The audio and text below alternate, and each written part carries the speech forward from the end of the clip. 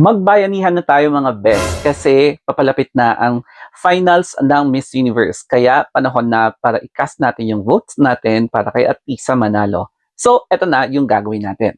Sobrang dali lang mag-cast ng vote para kay Atisa manalo sa Miss Universe. So, ang una yung gagawin ay number 1, download the Miss Universe app.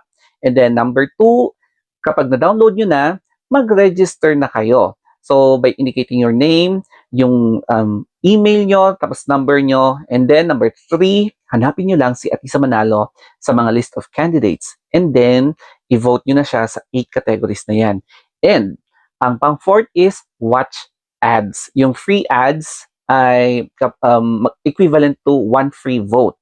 So, mag-watch lang kayo ng 15 seconds. So, after nun, ikakast nyo na yung vote nyo, and then, may confirmed na siya. Sa ngayon, nangunguna ang Pilipinas sa 3 category na yan, no? Yung People's Choice, Beyond the Crown, and the Most Beautiful People.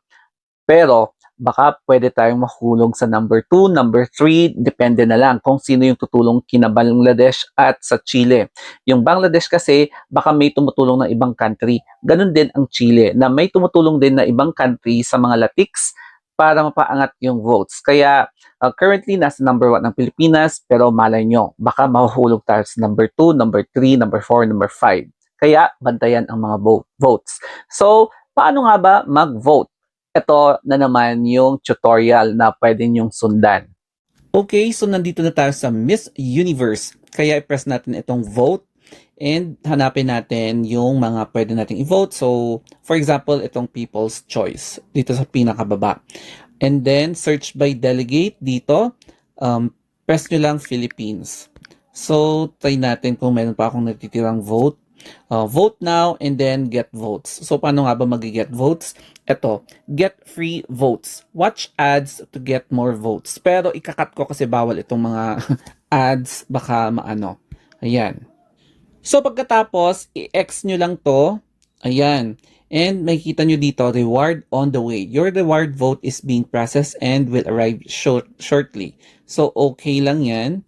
And then, vote now. So, try natin i-click itong vote now. And makikita natin, available vote balance. So, meron tayong isa. Tapos, syempre, i-ano natin, no? Use all. Tapos, continue.